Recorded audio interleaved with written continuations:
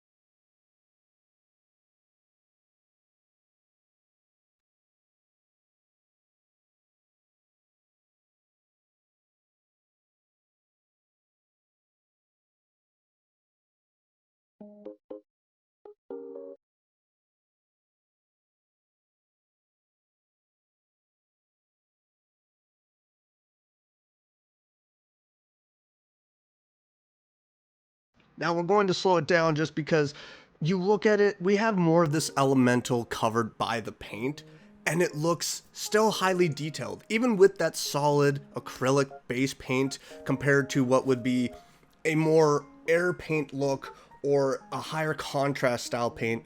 You still have that detail, you still have the waves that are of course going to be highlighted further down in this video, and even the face doesn't even get all that covered by this paint. And of course, with that black pudding, we are going to see the eyes and the mouth fully brought to life. But it is just all around a very beautiful looking mini.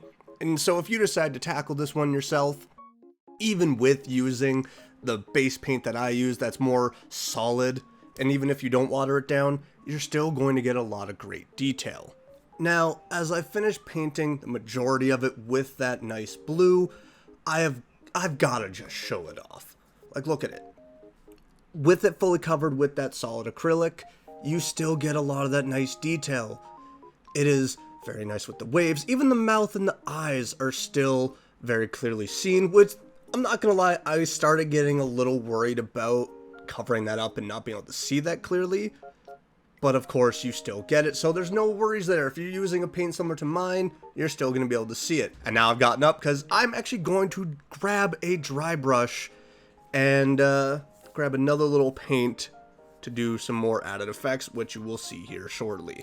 But before we get to it, you can see that white right there, but we are going to use the black pudding because now it's time to tackle those eyes and the mouth that could swallow up your party. Or your enemies, whichever one you decide to use. But look at that. It is going to be so highlighted and so detailed. It's going to be great.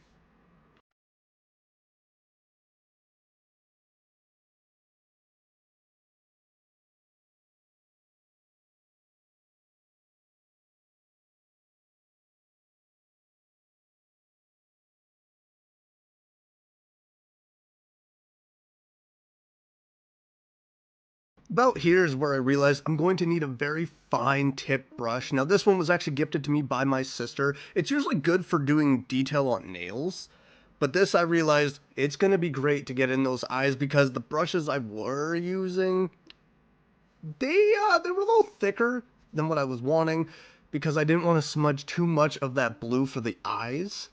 And I could just get a little dab of paint just to get right in there. And if I did, however, mess up, I knew I could grab that blue and fix my mistake. Or I could just BS my way through and go, it's part of it, the eyes are leaking, it is a water elemental after all.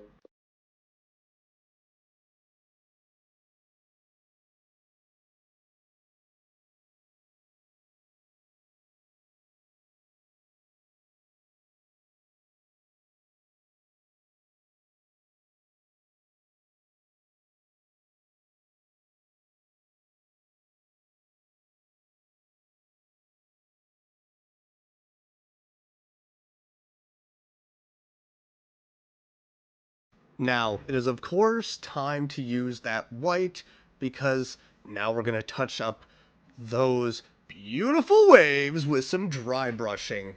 Yeah, that's right. So with dry brushing, it is a very fun technique that I have loved using on all of my minis, of where you just get a little bit of paint on the tip of your brush, you brush it off on some paper towel, which is off to the side, and then you touch up just the top parts of a mini because you will highlight it a little bit more. And with the water elemental, I was going, you know what? It needs to look like it's got waves.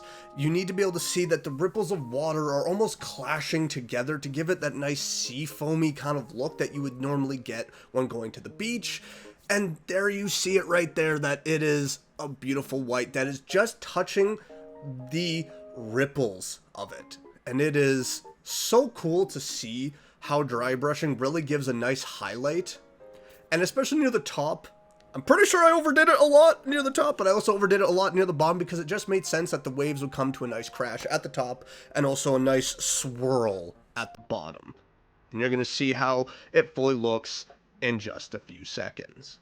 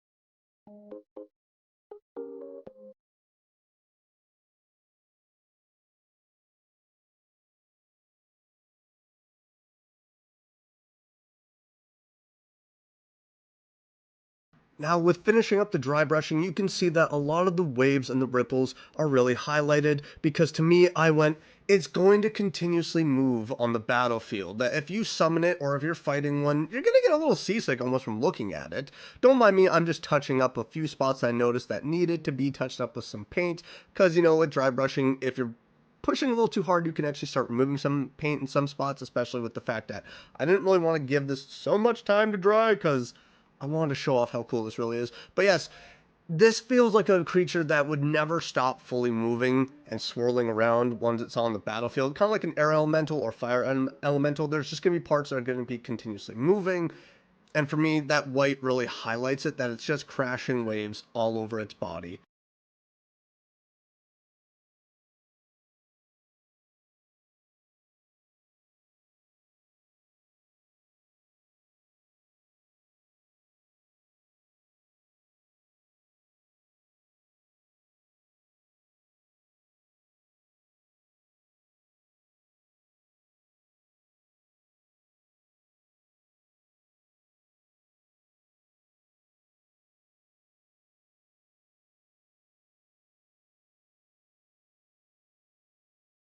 So now with the water elemental being fully painted, fully fleshed out, it is time for that lovely finishing touch. And that is using a can of clear matte, which helps seal the paint and gives it a nice glossy finish. And if you ever touch it afterwards, the paint will come off, so you gotta be very careful of that. You gotta shake it up, of course, because if it sits for too long, it all just wants to settle. And of course, I'm going to recommend if you decide to do this as well, go outside. Don't do it inside. You're going to have a very... Oh god, the smell is bad. So I'll be right back with the finished product. And that right there is our finished water elemental. Now don't touch it too quickly, otherwise you'll remove a lot of the paint. But I hope you all enjoyed this as much as I did. This was a lot of fun painting it. Now if you want to see more of this, let me know in the comments down below. If you are new here, make sure to hit that subscribe button and make sure to smash that like button and let me know that you enjoyed this. But I will see you all in the next video. I'm going to go use this in my games. Bye bye!